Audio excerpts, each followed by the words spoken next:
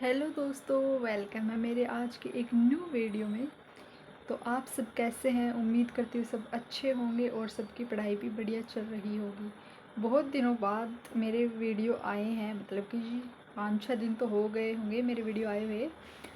तो बीच में चल रहे थे मेरे कॉलेज एग्ज़ाम, जिसकी जानकारी मैंने आप लोगों को पहले वाले वीडियो में दे दी थी। तो मेरे एग्ज़ाम थे 4 से 7, तो ये सब कंप्लीट हो चुके हैं। और कल मतलब कि मैं घर आई थी अपने हॉस्टल से, तो बीच में मुझे 10 दिन का गैप मिला क्योंकि 17 एंड 22 को मेरा फिर से एग्ज़ाम है।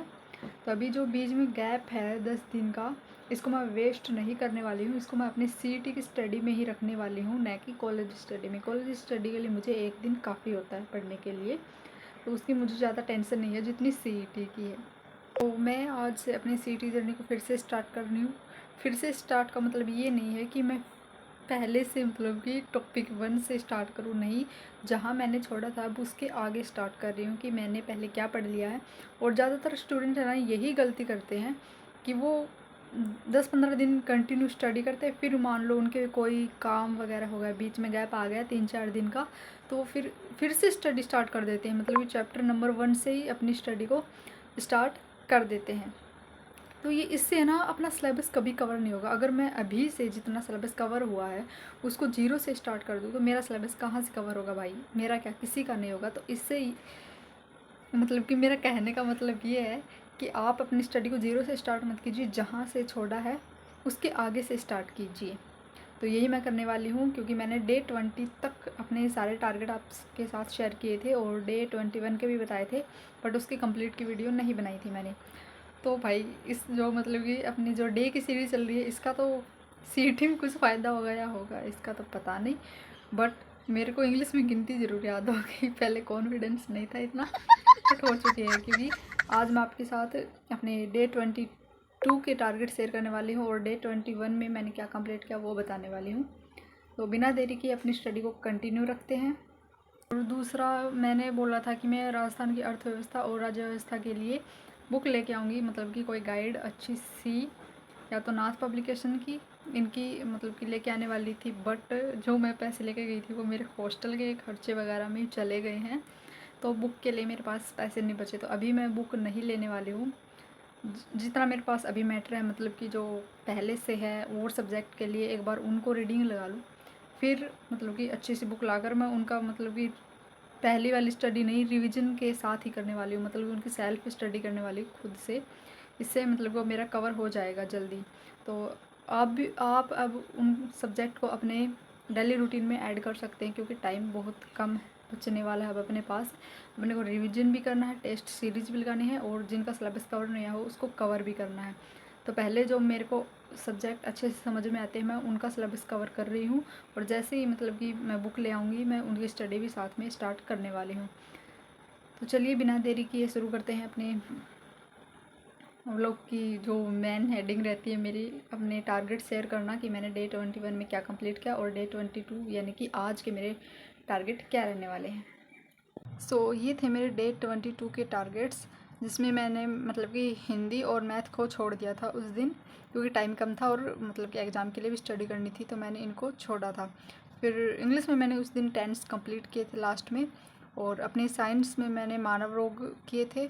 फिर राजस्थान जियोग्राफी में मैं राजस्थान की जो प्रमुख जनजातियों वाला टॉपिक है उसको कंप्लीट किया था, क्योंकि वो बच गया था आधा। फिर राजस्थान हिस्ट्री में मैंने मतलब कि जो अपने राजवंश थे उनका रिवीजन किया था, मतलब कि उनको एक बार स्टडी तो कर ली साथ में, बट सब कुछ मिक्स हो रहा था कि किसका राजा कहाँ था, किसका कौन सा वंश था।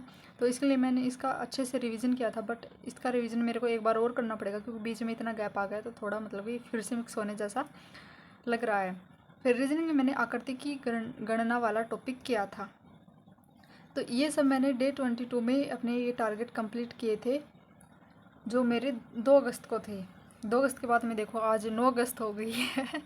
तो कितना गैप आ चुका ना यार बीच में। और इतना गैप आने के बाद भी ये ऐसा सुबह सुबह ऐसे लग रहा था कि आज स्टडी नहीं करेंगे, क्योंकि इतना गैप आने के बाद कंटिन्यू स्टडी करना मुश्किल हो जाता है, बट करना पड़ेगा, मन हो चाहे ना हो। अगर एग्ज़ाम पास करना है तो भाई स्टडी करना पड़ेगा, ये स्ट्रगल हमें करना ही पड़ेगा। तो मैंने फिर हिम्मत की है, टारगेट बनाए हैं आज के डे 22 के, और देखती हूँ कितने कंप्लीट होते हैं इसमें। तो ये है मेरे मतलब डे 22 के टारगेट जो आज के मेरे रहने वाले हैं। इसमें मैंने हिंदी में अपने पर्यायवाची शब्द लिए हैं, देखती हूँ कितने याद होते हैं, क्योंकि इनमें तो सब याद ही करना है यार, इनमें समझना क्या है, इनको तो रट्टा मार के करो चाहे कैसे भी करो, बस याद करना है। फिर इंग्लिश में मेरा टेंस है, क्योंकि टेंस उस दिन थोड़ा बाकी रह गया था और एक बार उसका रिवीजन भी करना है। टेंस बहुत बड़ी चीज़ है, इंग्लिश में सबसे बड़ा टॉपिक है और समझ में भी नहीं आने वाला ऐसा टॉपिक है ये, बट कोशिश करते हैं ना तो ये समझ में आ जाता है, मुझे समझ में आने लगा थोड़ा थोड़ा। तो इसका मेरे को रिवीजन मारना है और जो थोड़ा बहुत बचा हुआ है उसको कंप्लीट करना है। और मैथ में मेरे को अनुपात वाला टॉपिक स्टार्ट करना है, क्योंकि बाकी पीछे वाले टॉपिक मैंने कंप्लीट कर लिए थे लाभ हानि तक, तो अब मुझे अनुपात को स्टार्ट करना है। फिर साइंस में मेरे को आनुवंशिक रोग पढ़ने हैं, मानव रोग में पढ़ के जो अपने आनुवंशिक रोग है उनको कंप्लीट करना है। राजस्थान ज्योग्राफी में मैंने राजस्थान की जनगणना वाला टॉपिक करना है। और राजस्थान हिस्ट्री में मेरे को 1857 की क्रांति, मतलब कि 1857 की क्रांति एक इंटरेस्टिंग टॉपिक है, मतलब इसमें मज़ा तो आता पढ़ते हैं तब, तो इसलिए मैंने आज इसको लिया है ताकि थोड़ा इंटरेस्ट बने पढ़ाई में फिर से, क्योंकि लगातार स्टडी करते हैं ना तो वो एक कंटिन्यूटी बन जाती है, बट बीच में छोड़ देते हैं ना तो मन नहीं करता जल्दी से स्टडी करने का। और रीजनिंग में वही आकृति गणना वाला टॉपिक है, क्योंकि उस दिन कंप्लीट नहीं हुआ था एंड तो अब इसको फिर से कर रही हूँ और आज इसको कंप्लीट करना है मेरे को, हो सके इतने। तो देखती हूँ इन टारगेट्स में मेरे कितने टारगेट कंप्लीट होते हैं और कितना मुझे याद रहता है। तो यही रहने वाले मेरे डे 22 के टारगेट। हाँ, एक बात और शेयर करूँ आप लोगों के साथ कि आप है ना अपने टारगेट्स एक बार खुद बनाइए। अगर आपकी खुद की कंटिन्यूटी बन जाएगी ना स्टडी के लिए तो आपका सिलेबस जल्दी कवर होगा। अब मान लो मैं आपको टारगेट दूँ तो वो मैं मेरे टाइम टेबल के हिसाब से दे रही हूँ। आपका डेली रूटीन क्या रहता है मुझे क्या पता, सबका अलग अलग डेली रूटीन रहता है। तो आप मतलब कि 3-4 सब्जेक्ट ऐसे उठा लीजिए जो आपका उनमें इंटरेस्ट है, तो उनके डेली टारगेट बनाइए और फिर कंप्लीट कीजिए। क्योंकि जब तक मान लो एक छोटा सा उदाहरण ले अपन, जैसे मैगी है, आपको मैगी नहीं बनानी आती, आप किसी दूसरे से पूछ कर मैगी बनाते कि हाँ कितना मसाला डालना है, कितने टाइम इसको पकाना है, कितना पानी डालना है, तो वो मैगी बन तो जाएगी बट उसका टेस्ट आपके अनुसार नहीं होगा। क्या पता आपको अच्छी लगे या नहीं लगे। अगर आप उस मैगी को बनाने के लिए बार बार ट्राई करते हैं, आपको पता होता है कि आपको इसमें अपने स्वाद के अनुसार क्या डालना है, कितना नमक डालना है, कितनी देर आप पकाना चाहते हैं, तो वो मतलब कि अच्छी बनेगी, जिससे उसके कंपैरिजन जिससे मतलब कि अपने दूसरों से पूछ के बनाया है। तो ऐसे ही मतलब कि हंसना मत, एक छोटा सा उदाहरण दिया है ऐसे ही। तो आप अपने छोटे छोटे टारगेट बनाइए और उसको कंप्लीट कीजिए अपने रूटीन के हिसाब से। किसी को मतलब कि सुबह टाइम मिलता है, किसी को शाम में मिलता है, मेरे जैसा होता है जो उसे पूरे दिन टाइम रहता है, मतलब कि सुबह घर के काम वगैरह करके और भी थोड़ा पढ़ाई कर लेते हैं, फिर से घर के काम कर लेते हैं, ऐसे मतलब कि टाइम निकाल के स्टडी को कंटिन्यू कर रहे हैं। तो ऐसे ही आप कीजिए, खुद के टारगेट छोटे छोटे बनाइए। हाँ ये है, आप दूसरों के टारगेट देख के अपने टारगेट सेट कर सकते हैं, बट मैंने जो टारगेट बना रखे हैं आप इनके अनुसार नहीं चल पाएंगे। एक दिन चलेंगे, 2 दिन चलेंगे, बट डेली नहीं चल पाएंगे।